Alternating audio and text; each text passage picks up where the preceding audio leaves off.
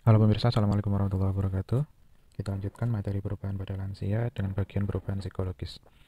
Manusia terdiri dari aspek-aspek biologis, psikologis, sosiologis, dan spiritual. Lansia juga mengalami perubahan pada aspek psikologisnya. Tugas perkembangan yang harus dipenuhi oleh lansia adalah menjaga integritas ego. Jadi setiap manusia punya ego, setiap manusia punya harga diri, kemudian yang menentukan jati dirinya, siapa dia, dan ini yang harus dijaga agar tidak runtuh gitu ya egonya itu, sehingga tidak kehilangan jati diri. Nah, integritas ego pada lansia itu diharapkan lansia dapat melihat ke belakang dengan rasa puas dan penerimaan hidup serta siap menerima kematian.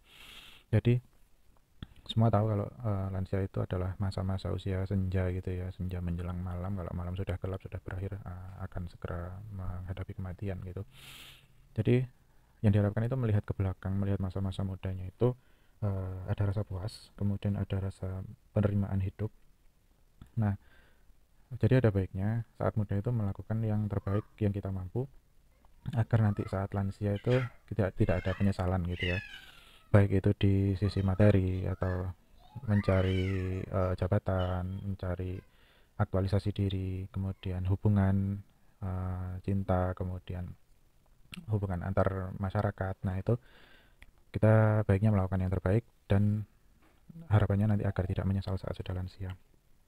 Kemudian siap menerima kematian, artinya menerima kondisi tubuhnya yang sudah menurun, kemudian memperkirakan, oh nanti saya ingin meninggal dengan tenang, kemudian di dekat keluarga misalnya, atau mungkin yang tidak punya keluarga ya ada harapan apa saat kematiannya. Nah itu yang perawat nanti diharapkan bisa membantu itu. Jika integritas ego ini tidak terpenuhi, maka yang terjadi adalah rasa putus asa.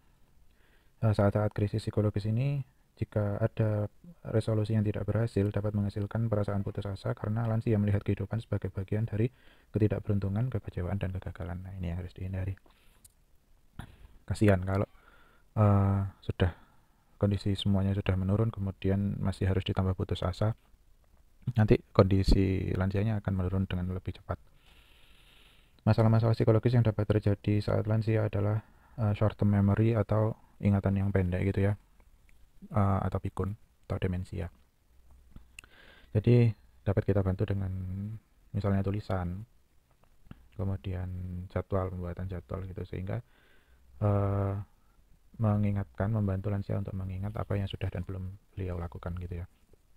Kemudian ada perubahan keinginan. Jadi ada yang ingin lebih dekat ke tempat ibadah misalkan, atau ingin lebih tenang, atau ada yang ingin tinggal di panti jompo, atau ada yang ingin tinggal bersama keluarga. Nah itu ada perubahan-perubahan keinginan. Demikian juga ada yang ingin tetap bekerja. Nah ini yang keluarga dan perawat menggali apa sih yang diinginkan oleh lansia ini dan mengakomodirnya, uh, sehingga tidak sehingga semua dapat berjalan dengan baik sesuai kondisi keluarga masing-masing. Kemudian ada rasa kesepian, ada baiknya di uh, adanya komunitas, kemudian pertemuan antar lansia gitu ya, agar dapat menjadi sarana untuk bersosialisasi agar lansianya tidak kesepian. Adanya keluarga, anak, cucu itu juga sangat membantu uh, kondisi psikologis dari lansia. Kemudian ada rasa kecemasan, misalnya berdiri saja pusing, kemudian jalan aja lututnya nyeri, kemudian engkelnya nyeri, misalnya itu yang hubungannya dengan fisik. Kemudian ada rasa cemas untuk keluar rumah, ketemu orang, ada yang kayak gitu.